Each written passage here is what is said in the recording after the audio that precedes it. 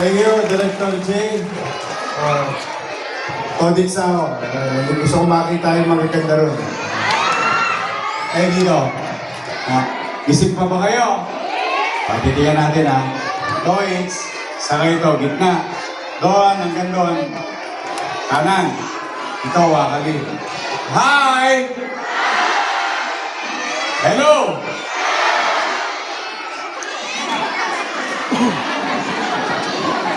Pwede na. Ito, saka dito. Hi! Hi! Hello! Hello! Mas malakas kayo. Ano yung dito? Ano kaya kayo dyan? Kayo naman dyan. Hi! Hello! Gising na gising. Ang mga bata ay mahal ng Diyos. Di kumukupan. Ayan. Magandang umaga sa inyong lahat. Excited na ba kayo mga nanay? Alam niyo, mahal ba gatas? Yes! Mahal. Kaya kung bakit kumisan, mas nauuna natin bilhin ang mga bagay o pagkain na makapupusog sa tiyan ng ating mga supling. Dala ng hirap ng buhay. Gusto natin ang gatas. Naintindihan natin ang gatas at halaga nito para sa tao, lalo na sa bata. Especially sa edad ng inyong mga apo at anak. Now, mga bata, sinong gustong tumangkad? Taas ang kamay. Ang sekreto, kailangan uminom ng Gatas! sinong gustong tumaba? Mga bata, taas ang kamay. Ayoko yan. Kung gusto mong tumaba o lumusot, kailangan uminom ng sinong gusto maging malusog at malakas? Gusto mo maging malusog at malakas, kailangan mo uminom ng? Yes. Meron ng pag-aaral, nalulungkot ako, na sa Maynila mismo, sa Kapitolyo ng Bansa, ay lumalakas at lumalaki ang numero ng pagkabansot or stunting. Hindi dahil sa maliit ang lahi natin, kundi dahil kulang tayo ng tamang nutrisyon. Ayun, masaya ako ngayong araw nito sapagkat meron na akong gatas sa mga lolo't lola ko na spoiled sa akin. O nasimulan ko na yun, pagtutuloy-tuloy pa rin yun. O ngayon, may sisimulan tayong panghabang buhay din. Mga gatas sa bawat mag-aaral sa daycare ng lungsod ng Maynila. 3 times a week. Wow! Meron kayong gatas. Pwede ninyong inumin. Sabihin nyo sa nanay nyo, huwag ipaliligo sa mukha. Baka gawing, anong tawag dyan? Facial. Parang si Cleopatra. Hindi. Itabi ninyo yan para sa anak ninyo. Yan ay pera ng gobyerno ng lungsod ng Maynila galing sa taxpayer. Bagay na palakpakan natin ang ating mga taxpayer. Ito po ay sinabi nila na dapat yan, ang ibibili ko dyan ay imported na gatas. Pero, mas minabuti ko na sariwa, ligtas, malinis at maayos na gatas na produkto mismo ng ating mga magbabaka sa Pilipinas. Kaya ang gusto ko, mga nanay, sino kasing idara ko nito? Tasa naman. Ayan, mga batang nutriban. Masarap pa yung gatas ng araw? O kasi ako ay katulad nyo rin, produkto ng daycare sa Delpan. Yung Gat Andres Bonifacio Hospital, dati yung tulungan center. Doon meron daycare. Doon ako nag-aral ng daycare. at sa Rosario Almario Elementary School ako nag-aral. Nung araw, meron kaming Nutriban at Clean. Powder milk. Clean. Baliktarin mo lang. Milk. Oh. Yun ang binibigay sa amin. Kaya kung bakit, mga bata, matitigas ang buto namin. Ang bilis namin tumaas at tumangkad. Mabilis kaming lumaki.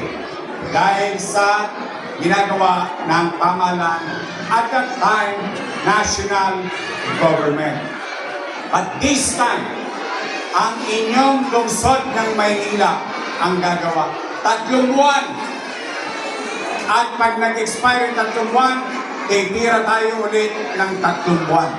Kahit wala tayong pera, maghahanap ako ng pera para lang lumusog ang mga batang Maynila. Sa tulong ng mga kusyal natin na nandito, at saka yung isa natin kusyal, kilala niyo ba yung anak ng ex-girlfriend ko? Si Joaquin. Nandito si Joaquin. Si Irma. Junior, Ibay. Ian. Taga. Nandito. Yan. O, kompleto. O tapos nandito yung representative ng ating congressman, Ernix Dionisio. Ang ating vice mayor, ang partner natin sa kooperatiba, at MHD, at saka ating MSW, no? At NDA. Nandito rin ang hininga natin ng gabay. Ang ating DOH partner. Palakpakan natin ang ating DOH. So mga bata, sinong gusto ng gatas? Promise? Iinumin ninyo? Talaga? Araw-araw kasi gusto ko, mga bata, malusog kayo at tumangkad kayo agad. Pag malaki na kayo, pwede na kagad mag-elementary. Sino ang gusto mag-grade 1? Grade 2? Sino ang gusto maging engineer? Maging doktor? Lawyer? Kita ninyo? Yan. Pinagpapasalamat din natin. Mga nanay, tatay, palakpakan natin ang ating mga chairman. Ano doon? Tingnan niyo si Alfonso. Puro gatas ang tinira niya, no?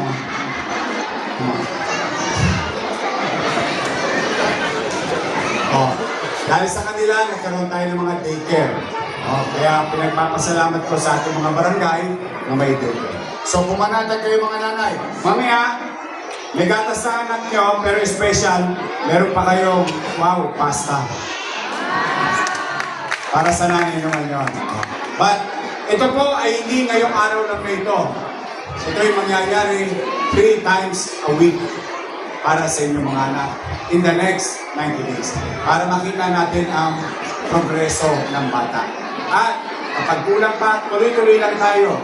Kapag may bagong set na mag-aaral sa daycare, tuloy pa rin tayo. Okay, mag-alala, may kadugtong na to dahil naitabi ko na yung pera pampagatas sa ating mga anak dito sa lungsod ng Maynila. So, mga nanay, mga tatay, mga lolo, mga lola, magkikita tayo ulit, ha? Mataba na ba yun? After 3 months? Gusto ko malusog ang inyong mga apo, mga anak. So muli, ito, kaya nga isa.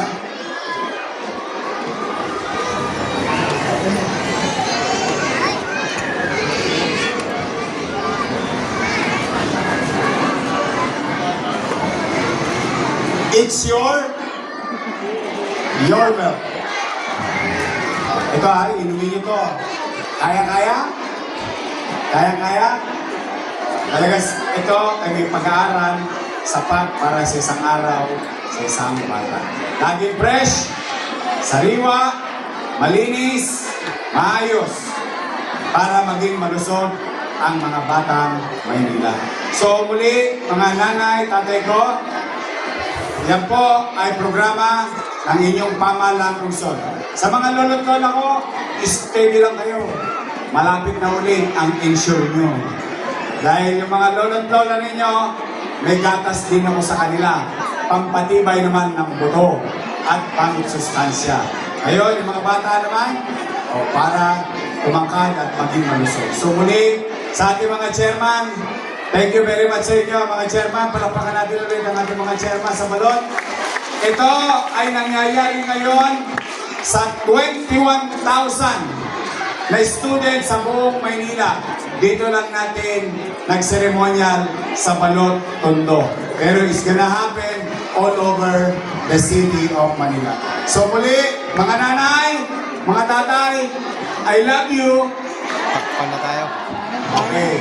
Mga lolo't lola, magkikita tayo sa third week ng January para sa buwan ng October, November, at December na allowance ninyo. See you. I love you.